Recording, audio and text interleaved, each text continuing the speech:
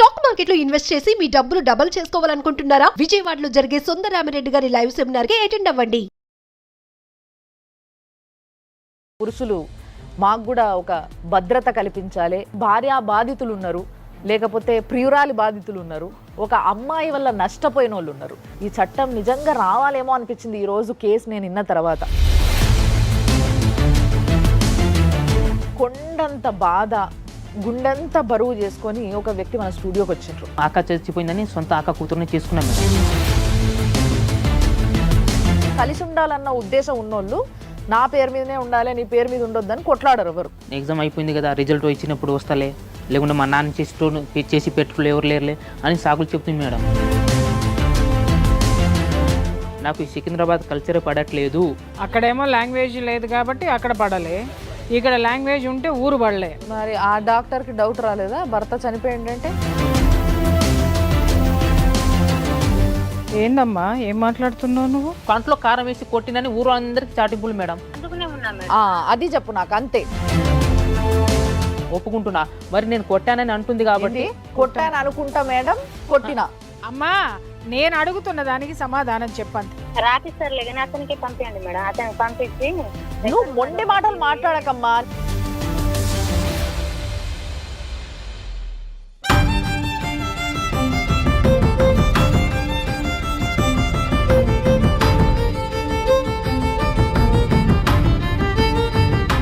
Suman TV ప్రేక్షకులకి నమస్తే. ఇప్పటి వరకు ఎన్నో చట్టాలు వచ్చినాయి. అంటే ఆడపిల్లకి చిన్న అన్యాయం జరిగితే రియాక్ట్ అయ్యే చట్టాలు ఎన్నో విన్నాం. కానీ ఈరోజు సమాజం ఉరుకుతున్న తీరును చూస్తుంటే డెఫినెట్లీ మొన్నటి వరకు ఏ విధంగా అయితే మొగోళ్ళందరూ పురుషులు మాకు కూడా ఒక భద్రత కల్పించాలి, మాకు కూడా ఫేవర్గా కొన్ని చట్టాలు రావాలి, మేము కూడా అంటే చాలామంది భార్య బాధితులు ఉన్నారు, లేకపోతే ప్రియురాలి బాధితులు ఉన్నారు, ఒక అమ్మాయి వల్ల నష్టపోయిన వాళ్ళు ఉన్నారు. సో వీళ్ళకు ఒక చట్టం రావాలని పోరాడుతూ ఉన్నారు. ఈ చట్టం నిజంగా రావాలేమో అనిపించింది ఈరోజు కేసు నేను విన్న తర్వాత. సో అలాంటి కేసు మన దగ్గర ఉంది. అండ్ ఎవరైతే బాధపడుతున్నారో ఆ వ్యక్తి కూడా మన దగ్గర ఉన్నాడు. ఆయనను కలవడానికన్నా ముందు మనము ఈరోజు ఈ కేసుని డీల్ చేయడానికి మీ అందరికీ ఎంతో బాగా తెలుసు ప్రియా చౌదరి గారు. ఆవిడ మంచి ఫ్యామిలీ కౌన్సిలర్ అండ్ జర్నలిస్ట్ ఆవిడ ఉన్నారు. నమస్తే అమ్మ. At the same time Nagaraju గారు, ఈయన గురించి కూడా మీకు బాగా తెలుసు. ఏ లొజుగులు ఉన్నా ఎక్కడ ఎవరు ఏది దాచిపెట్టినా కూడా బయటికి తీస్తాడు. సో అలాంటి ఒక మంచి అడ్వకేట్ నాగరాజు గారు, నమస్తే. కొండంత బాధ, గుండెంత బరువు చేసుకొని ఒక వ్యక్తి మన స్టూడియోకి వచ్చిండ్రు. మరి ఆయన బాధ ఏంది, ఆయన మాటలు వింటుంటే, ఆయన కళ్ళు చూస్తుంటే అయితే నిజంగా అసలు ఎంతో బాధతో వచ్చిండు. ఇవాళ ఏదో ఒకటి చేసి పంపించాలన్నంత ఒక బాధ మా లోపల కూడా నిండింది. ముందు వెళుద్దాం మనము. చాలా దూరం నుంచి వచ్చిండు కానీ ఇక్కడనే ఉద్యోగం చేస్తున్నారు.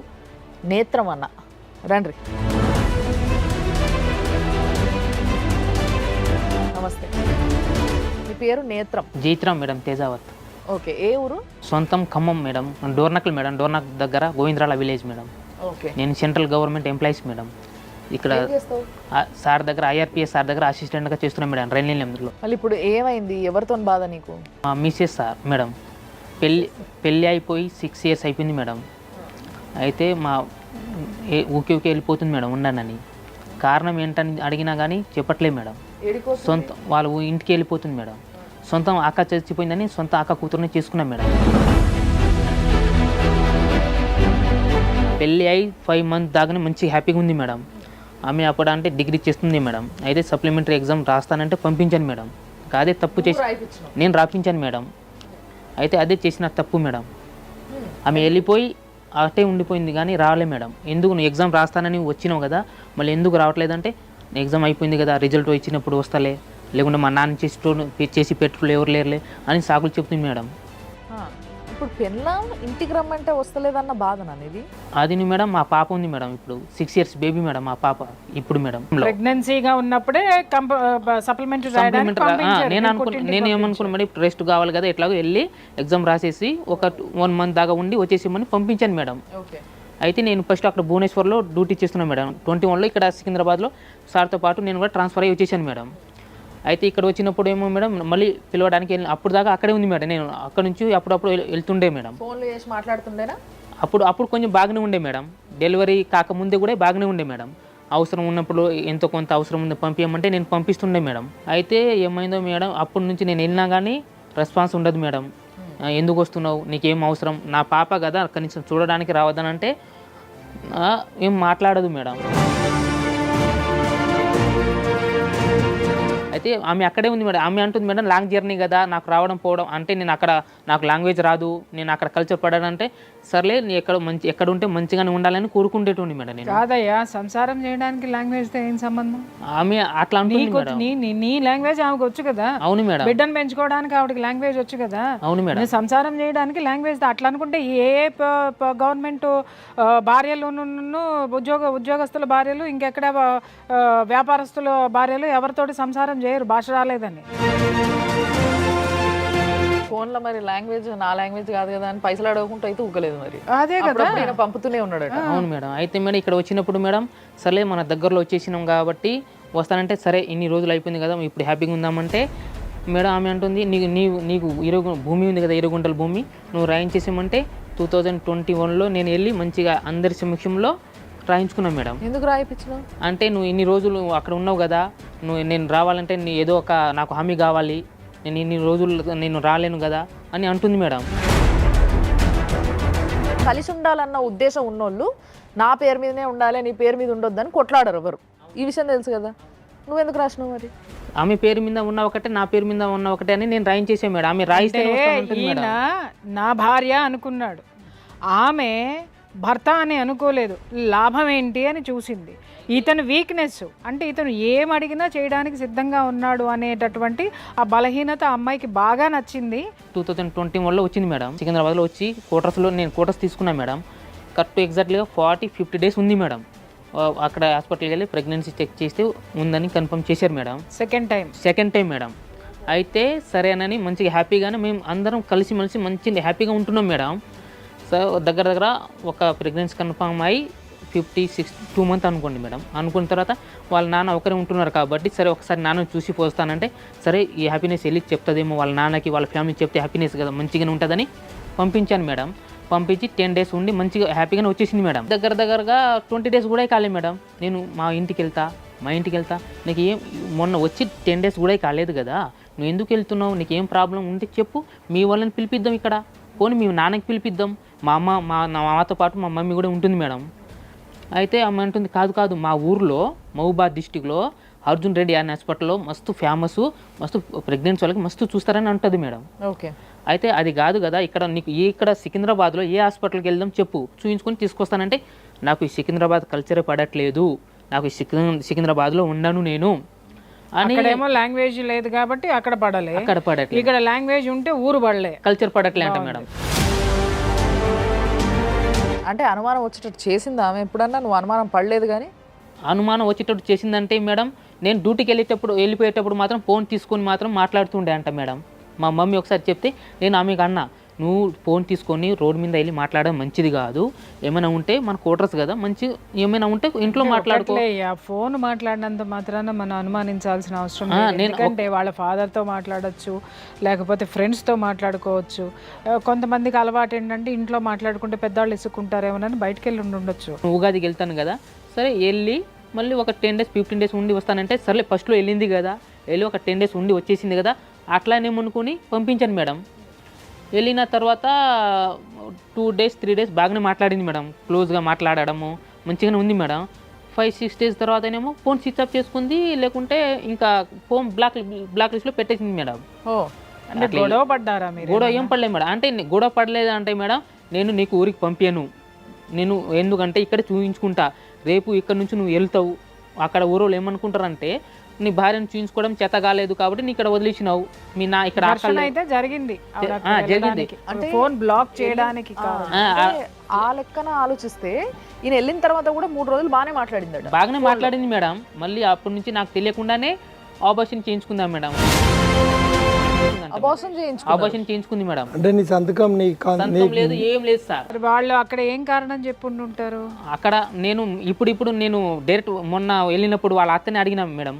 మొన్న వెళ్ళినప్పుడు అక్క ఇట్లా నన్ను భర్త సైన్ లేకుండా మామూలుగా అబార్షన్ చేయరు కదా, ఎట్లా చేయించుకున్నానంటే మా కల్పనే అన్నది భర్త చనిపోయిండు కాబట్టి మేడం నాకు పాప ఉంది, మళ్ళీ నెక్స్ట్ పాప పుట్టుతుందేమో అనుకొని భయం ఇస్తుంది మేడం, అందుకోసం మరి ఆ డాక్టర్కి డౌట్ రాలేదా భర్త చనిపోయింది అంటే? అదే కదా భర్త చనిపోయింది, ఈమె యాక్సిడెంట్ లో ఏమంటే అంది స్పాట్ గా చనిపోయింది మేడం. మా ఇప్పుడు చనిపోయింది, నేను వచ్చి అబార్షన్ చేయించుకుంటున్నాను చెప్పి స్పాట్ లో వచ్చి చేయించుకుంటుంది. అంటే భర్తను వదిలేసి స్పాట్ లో గాలికి, చంపేసి చనిపోయిన భర్తని. స్పాట్ లో చంపేసి అంటే హాస్పిటల్ అనే స్పాట్ లో చంపేసి స్పాంటేనియస్ గా ఇది చెప్పిన తర్వాత ఇమీడియట్ గా అబార్షన్ కి వెళ్ళిపోయింది. సరే వెళ్ళింది, అక్కడ డాక్టర్స్ కూడా కన్ఫర్మేషన్ చూసుకోవాలి కదా. హాస్పిటల్ వాళ్ళు కనీసం మినిమం ఎంక్వైరీ మినిమం ఆలోచించాలి కదా. మినిమం ఎంక్వైరీ అనేది చేయలేదు. ఇప్పుడు ఈ అబార్షన్ అనే విషయం తెలిసిన తర్వాత నువ్వు ఏమైనా పోలీస్ కంప్లైంట్ అట్లా ఏమైనా చేసినావా? పోలీస్ కంప్లైంట్ ఇచ్చాను సార్, ఎక్కడ, ఏ పోలీస్ స్టేషన్? గార్ల వాళ్ళ మండలంలోనే ఇచ్చాను సార్.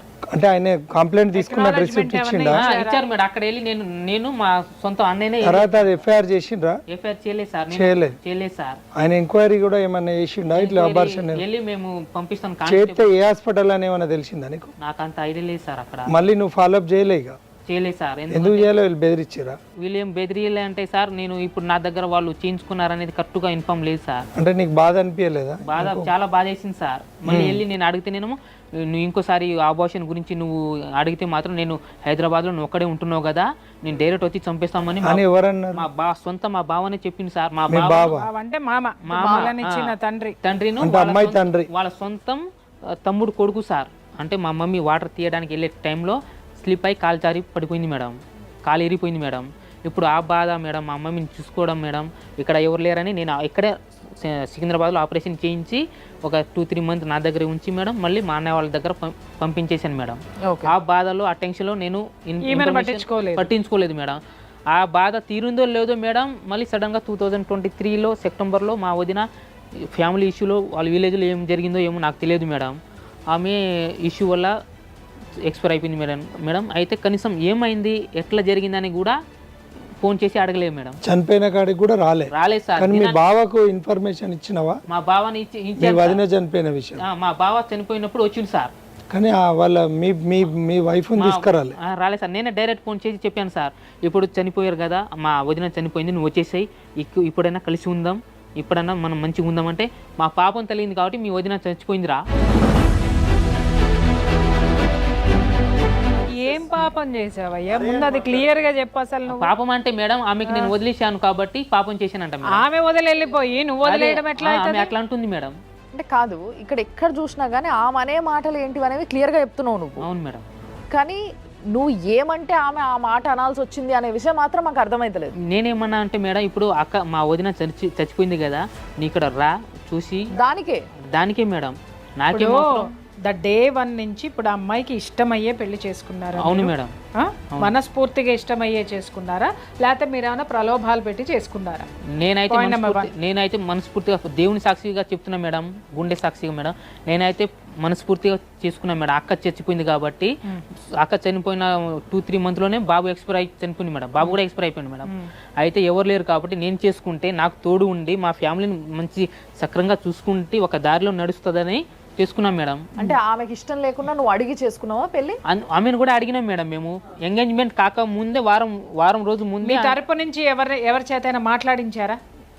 ఎప్పుడు మేడం? అమ్మాయి తోటి మీరు ఒక్కడే కాకుండా మీ తరపు నుంచి అడిగించారు మేడం. ఆమెను పిలిపించి మేడం, పెద్ద మనుషులు ఎవరున్నారు మీ తరపున? పెద్ద మనుషులు ఆవిడ ఒప్పుకుని చేసుకుందని చెప్పడానికి ఉన్నారు మేడం. మా బాబాయ్ వాళ్ళు మేడం, మా ఊరి పక్క అంటే మా ఇంటి ఇక్కడ మా దగ్గర 10-15 ఇల్లు అవతల వాళ్ళు కూడా ఉన్నారు మేడం. నేను జైత్రం చేసుకున్నా, నీకు ఇష్టం అంటే ఇష్టమే సార్, మనస్ఫూర్తిగా చేసుకుంటున్నాను అని చెప్పింది మేడం.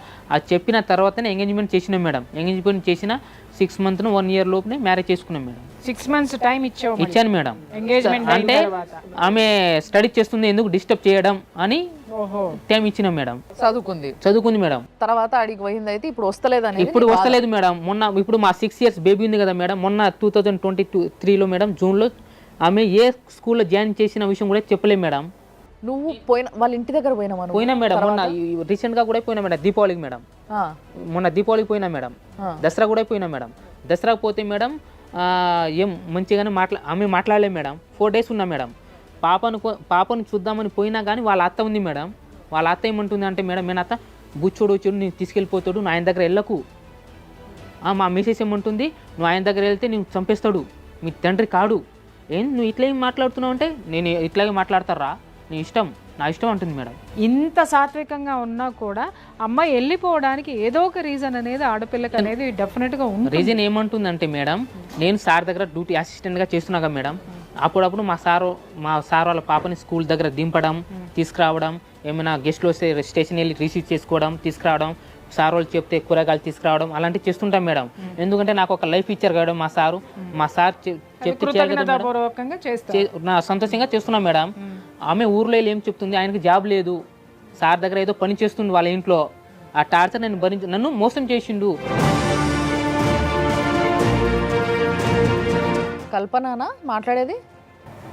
కలుపుతాను మేడం. మీ ఆయన పేరు ఏందమ్మా? జీత్రాం.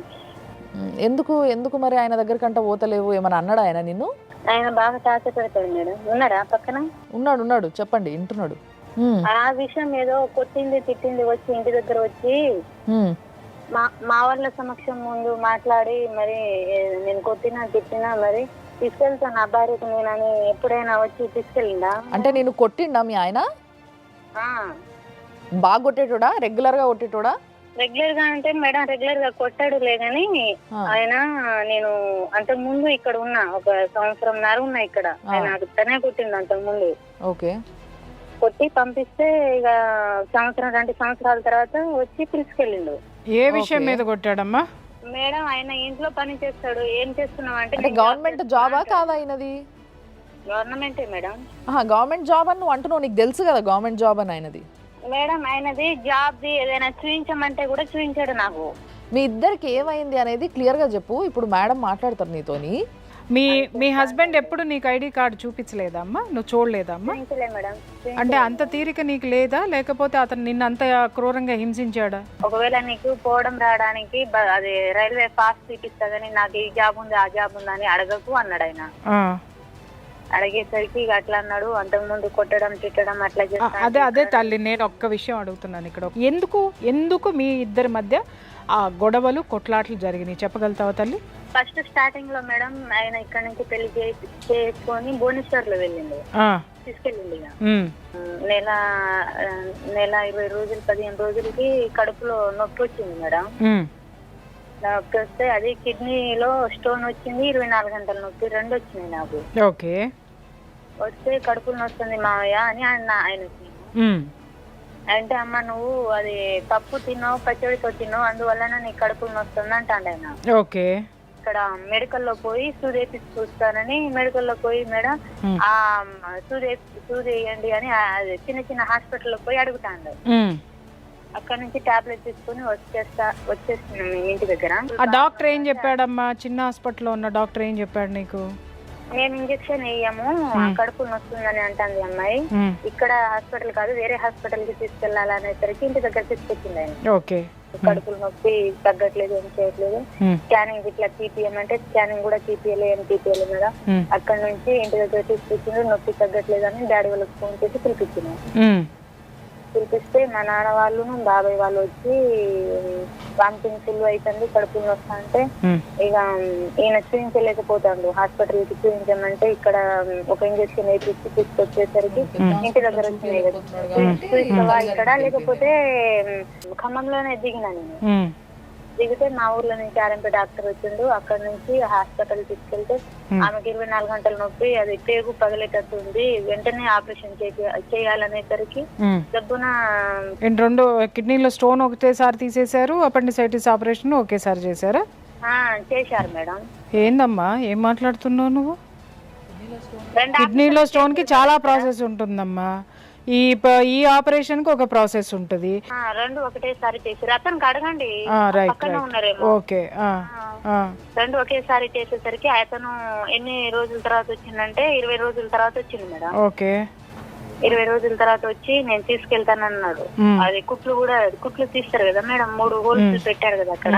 20 రోజుల తర్వాత పిలిపించి ఇక టాబ్లెట్లు ఇట్లా తీసుకుని వెళ్ళండి ఒకసారి మాకు చూపించండి అనేసరికి మేము మళ్ళీ వెళ్ళినాం. ఇప్పుడు అమ్మ నీ దగ్గర రిపోర్ట్స్ ఉన్నాయా? ఇప్పుడు నీ కిడ్నీలో స్టోన్ ఉంది, నీకు అపెండిసైటిస్ ఆపరేషన్ అయిందని నీ దగ్గర ఏమన్నా రిపోర్ట్స్ ఉన్నాయా? ఉన్నది, రిపోర్ట్లు ఉన్నది. అతను వచ్చిండు చూసిండు కూడా. భువనేశ్వర్ కి నువ్వు పోనన్నవట కదా, ఆడ నీకు భాష రాదు కాబట్టి నేను రాను అని చెప్పినవట కదా నువ్వు. నేను భాష రానందుకు పోనన్నా మేడం. ఆయన చెప్తున్నాడు మరి. అంటారా ఎవరైనా? నువ్వు ఎందుకు నీ మొగుడుతోని కలిసి ఉంటలేవు? పాప పుట్టిన తర్వాత మళ్ళీ హైదరాబాద్ కు ఒక కాన్పంది నాకు. ఆ, అతని దగ్గర వెళ్ళిన తర్వాత ఉమ్, కాన్పందితే వాళ్ళ అమ్మ ఏమన్నదంటే, ఇది వచ్చి 2 నెలలు కూడా కాలేదు, అంతలోనే వాంతింగ్ చేసుకుంటుంది, కళ్ళు తిరుగుతుందని అంటుంది. మనదా లేకపోతే వేరే వాళ్ళది ఎవరైనా తీసుకొచ్చిందా అని వాళ్ళ అమ్మ అన్నది. అన్నదా మీ అమ్మాయి మాట? లేదు మేడం, ప్రామిస్గా చెప్తున్నాను మేడం. ఇప్పటిదాకా నేను చెప్పలేము, ఆమె అడగలేదు, నేను చెప్పలేము మేడం. నేను అన్నీ ఉంటే మేడం హాస్పిటల్కి ఎందుకు తీసుకెళ్తాను మేడం? నేను ఆయన అనలేదు అని ఆయన అంటున్నాడమ్మా. అన్నాడని నేను అంటున్నా మేడం. అతను అన్నందుకునే మాకు గొడవలు వచ్చింది. సరే ఓకే, ఆయన అన్నాడు. ఆయన అన్న తర్వాత నువ్వేం చేసినావు? వెళ్ళిపోయినా ఊరికి? వెళ్ళిపోలే మేడం. నువ్వు అట్లా ఎందుకు అంటున్నావు నువ్వు అని ఇక మా ఇంటి పక్కన వాళ్ళకి పిలిపించిన నేను. నీకు వాళ్ళ అమ్మతో ప్రాబ్లం ఉందని నాకు అర్థమవుతుంది. వాళ్ళ అమ్మది మళ్ళీ మాట్లాడతా, కానీ ఈయనతోని ప్రాబ్లం ఏందనేది నువ్వు నాకు చెప్పాలి ఫస్ట్. ఈయనతోటి ప్రాబ్లం ఏంటంటే, మా అమ్మ చెప్పింది నిజమా కాదా, నువ్వు నిజంగానే నాదే నా ఈ కడుపు అని వచ్చి మేడం కడుపు మీద కొట్టింది మేడం. ఆయన కడుపు మీద కొట్టిండా?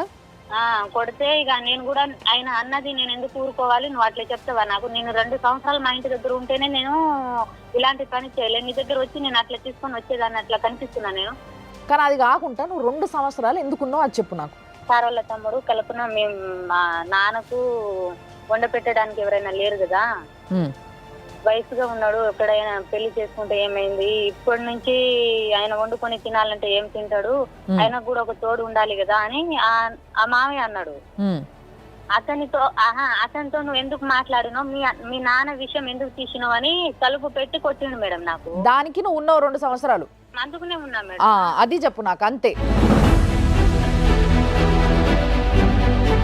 నేను అడిగితే నువ్వేమన్నావు? నీ పెళ్ళాం నీ కొట్టినావా అని అడిగినా. నేను అడిగినా మంచిగా, నువ్వేం చెప్పినావు? నేను కొట్టలేదు అన్నా మేడం.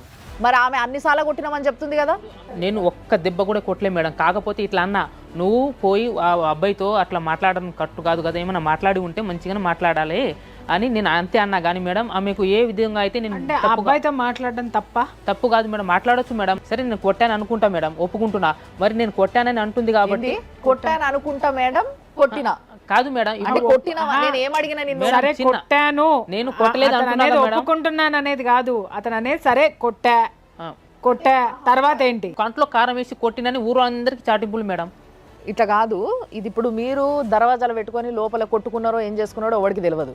కాబట్టి నేను మా అడ్వకేట్కి ఇస్తా, ఆయన నిన్ను ప్రశ్నలు అడుగుతాడు, కరెక్ట్గా చెప్పు. నిన్ను కొట్టింది నిజమైతే మీ ఆయన ఇటు నుంచి ఇటే జైల్లో పంపిద్దాం. ఇప్పుడు సెకండ్ కొట్టిన తర్వాత హైదరాబాద్లో కొట్టిండా నిన్ను, మీ ఇంటికి వచ్చి కొట్టిండా? హైదరాబాద్ లో కొట్టారు సార్. హైదరాబాద్లో కొట్టిన తర్వాత నీకు బ్లీడింగ్ అక్కడే అయిందా, వెంటనే అయిందా?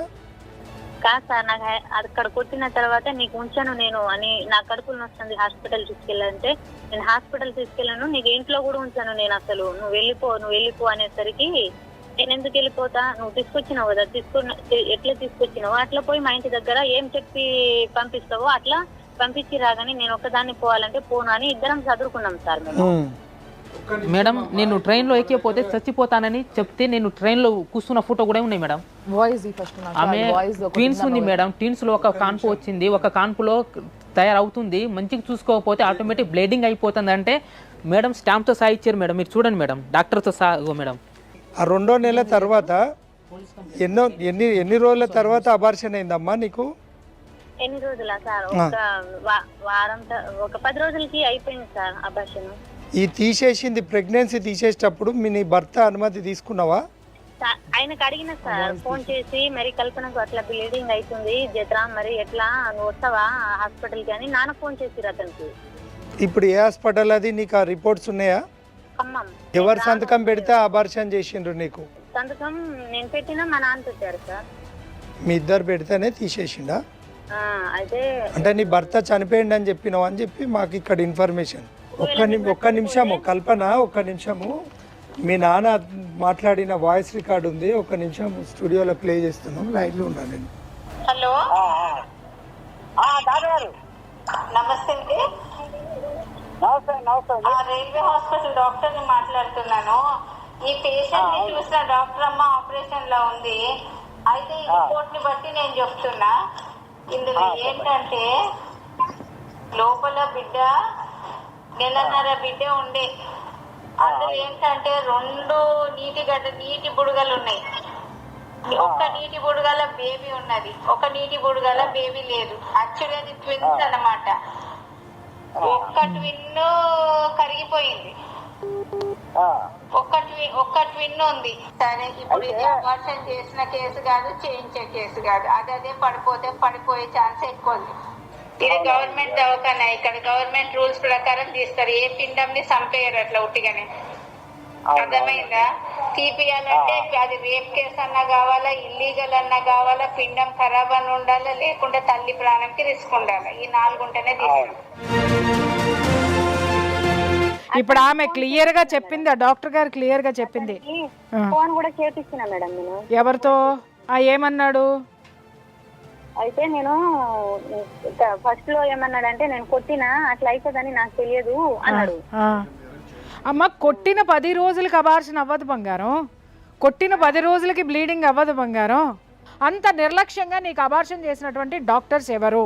నెంబర్ 1, హాస్పిటల్ పేరు చెప్పావు కాబట్టి మేము ఖచ్చితంగా హాస్పిటల్కి ఎంక్వైరీ పంపిస్తాము. భార్యాభర్తలు ఇద్దరు పెళ్ళి అంటే ఏంటమ్మా, ఇదేమైనా బొమ్మలాట అనుకుంటున్నారా, లేకపోతే స్క్రీన్ మీద 2 నిమిషాలు నాటకం అనుకుంటున్నారా? టీవీ సీరియల్స్ బాగా చూస్తావా ఏమి నువ్వేమన్నా? చక్కగా ఇందాడి నుంచి అల్లిన కథ అల్లకుండా చక్కగా నిదానంగా చెప్పుకుంటూ వస్తున్నావు. అమ్మ, నీ వయసు ఎంత? 27 ఇయర్స్కి నీ జీవితాన్ని భ్రష్టు పట్టించేసుకున్నా అంటే 21 ఇయర్స్లో నువ్వు పెళ్లి చేసుకున్నావు. 6 సంవత్సరాలు అందమైన నీ జీవితాన్ని ఎంత ఖరాబ్ చేసుకున్నావు. ఒక ఉద్యోగస్తుడు భార్యగా గొడవలు వస్తాయి, గొడవలు రాని కాపురం అంటూ ఉండదు. గొడవలు ఉంటేనే అది కాపురం ఉంటుంది.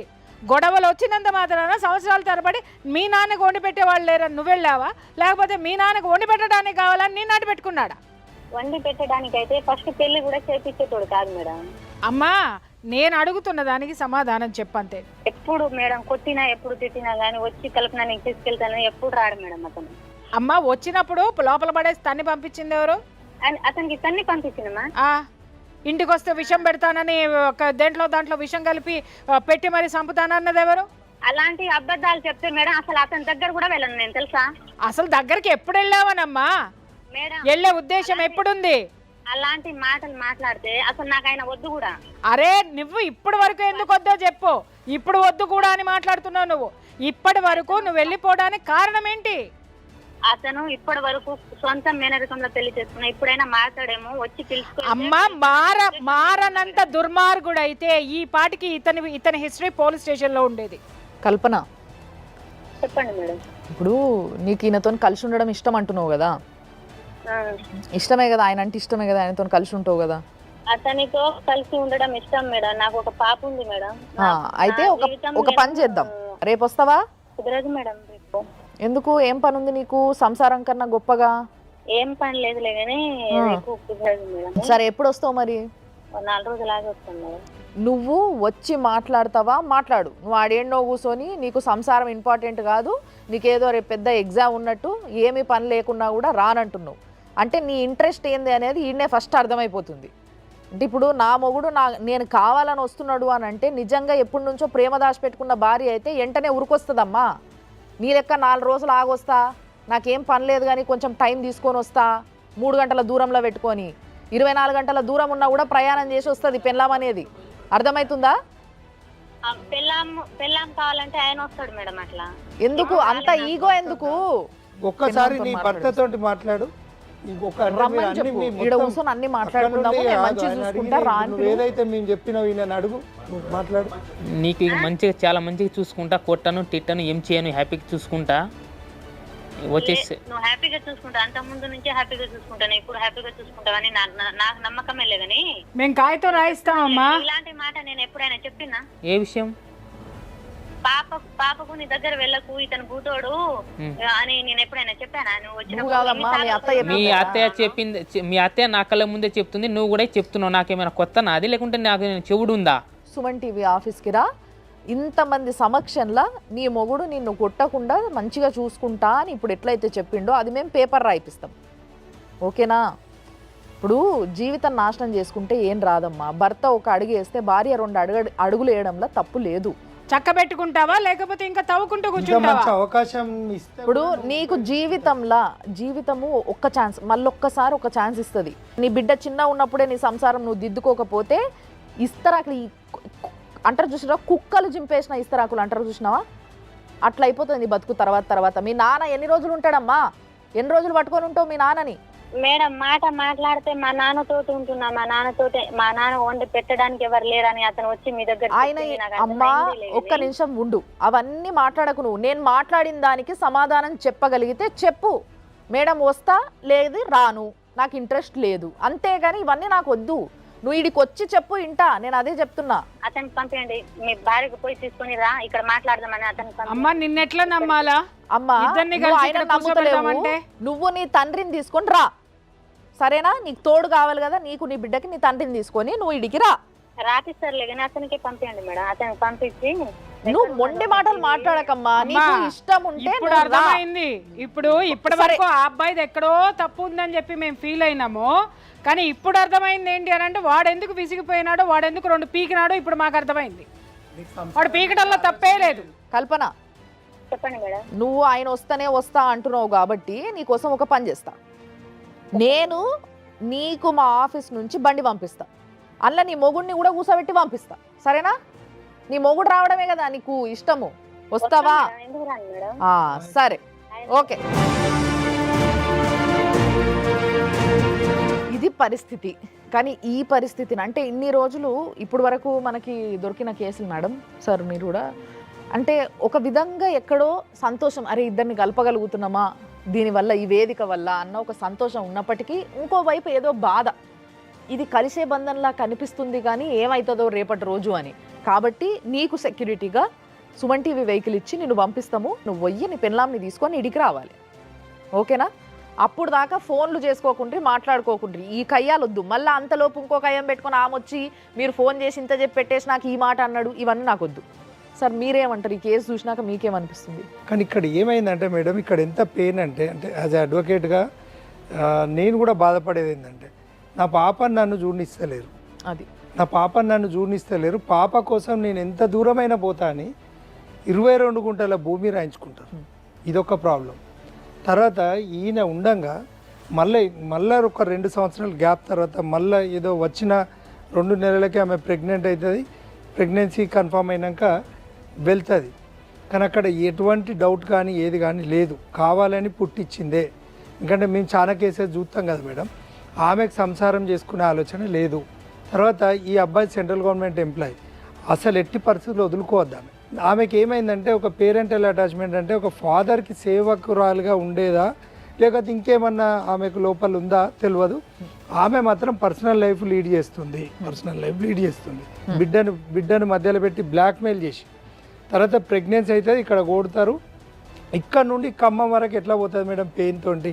ఒక ఇంతమంది సమాజం చూస్తున్నటువంటి పరిస్థితుల్లో ఆమె తెలివిగా చెప్పడం కూడా, ఇక్కడ కొట్టాడు 10 రోజుల తర్వాత బ్లీడింగ్ అయ్యి అబార్షన్. డిగ్రీ చదివిన అమ్మాయి 100 కాల్ చేసుకోనో ఇంకేమేమో చేస్తారు. ఇంత ఒక్క కేసు కూడా లేదు. ఇప్పుడు ఈయన ఫ్యామిలీ కోర్టులో కేసు వేసినాడు. తర్వాత అక్కడ ఏదైతే అబార్షన్ అయినాక కూడా పెయిన్ఫుల్గా పోయిండు. మనకు చెప్పిన ఇన్ఫర్మేషన్ ప్రకారం ఈయన చెప్పిన మనం స్క్రూటినైజ్ చేసుకునేటప్పుడు ఆయన చెప్పిన ఏడ్చిండు కంప్లీట్, నా బిడ్డ నాకు కావాలి. కానీ ఇక్కడ చట్టంలో ఏమవుతుందంటే మేడం, చట్ట ప్రకారం పోతే ఈయన ఎంప్లాయ్, ఈయనని ఇంకా అరెస్ట్ చేయొచ్చు. కానీ వాళ్ళకి 22 గుంటల భూమి దొరికేసింది. ఒక పాప దొరికింది, భర్త అయితే ఉన్నాడు అంటే ఇంకా కొన్ని సంఘటనలు చూస్తే అక్కడ పిల్లకి ప్రతి మెయింటెనెన్స్ అతనే ఇస్తున్నాడు. ఈవెన్ ఫోన్ రీఛార్జ్ తో సహా ఇప్పటికీ అతనే చేస్తున్నాడు. అంటే వాడుకుంటున్నారు అతన్ని. మా అక్క బిడ్డ కదా అని కట్టసితో ఈయన ఉన్నాడు కానీ ఆమెకు లేదు. చట్ట ప్రకారంగా మనము ఈయనున్న పరిస్థితులు ఏంటంటే గార్డియన్ ఓపీ వేసుకోవచ్చు ఫ్యామిలీ కోర్టులో, అంటే నా పాప కావాలని. కానీ చట్టంలో ఏ ప్రొవిజన్లో కూడా 18 years నిండే వరకు అంటే తల్లి కాన్సెంట్ లేకుండా ఇచ్చే రూల్ అయితే లేదు. ఈయనకు బిడ్డ రావాలంటే రాదు. కానీ అందుకనే మన టీవీకి వచ్చిండు. ఆమె తెలివి అనుకొని మాట్లాడుతుంది. ఎట్టి పరిస్థితుల్లో ఆమెకు సంసార లక్షణాలు లేవు అనే చెప్పొచ్చు. ఈయన ఏంటంటే డైవర్స్ వేసుకోవచ్చు, గార్డియన్ ఓపీ వేసుకోవచ్చు. ఈ అబార్షన్ మీద మాత్రం కంపల్సరీ దాన్ని అప్పుడు పెట్టిన అప్లికేషన్ మళ్ళీ ఇప్పుడు ఒకసారి రివ్యూ అడిగి దాని మీద మనం హైకోర్టు నుండి కూడా దాన్ని డీటెయిల్ ఎంక్వైరీ మనం ఐఆర్ ఆఫీసర్కి అక్కడ సంబంధిత జిల్లా ఎస్పీ గారితో ఈయన అప్లికేషన్ పెట్టుకొని సామాజిక న్యాయం అనేది ఉండాలి. అయితే మనం ఒక్క పని చేద్దాం సార్, ఇప్పుడు మీరు చెప్పిన పాయింట్స్ పైన డిపెండ్ అవుతూ కూడా అమ్మా ఈ ప్రోగ్రామ్ ఇవాళతోని ఇక్కడితోని అయిపోయేది కాదు. ఇది మేము కలవబోతున్నాం. ఆ రోజు ఏం జరగబోతుందో ఒక కెమెరామ్యాన్ని పంపించి మరి మేము అక్కడ షూట్ చేపియబోతున్నాం. ఆమె వస్తుందా వస్తలేదా ఆ రోజు తప్పకుండా కలుద్దాము.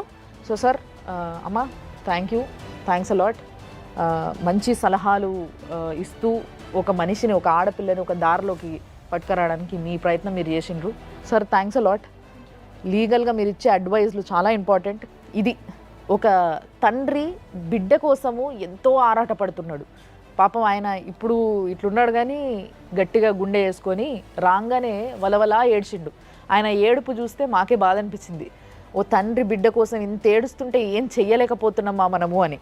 అంటే బిడ్డని కల్లారా చూసుకోలేదు, నేను చూసుకొనిస్తలేరు, మొన్నటిదాకా అట్లీస్ట్ చూసుకున్నా అని బాధపడుతుంటే మాట్లాడాలనిపించింది. కాబట్టి తప్పకుండా దీంట్లో ఏదో ఒక డెసిషన్ జరగాల్సిందే. మేము కంపల్సరీ కల్పనని కలుస్తాం. కల్పన ఎలాంటి డెసిషన్ తీసుకుంటుంది, మొత్తం ఆమె జీవితాన్ని ఎటు మలుపు తిప్పుకుంటుంది అనేది ఎదురు చూద్దాం. అప్పటి వరకు చూస్తూనే ఉండండి సుమన్ టీవీ.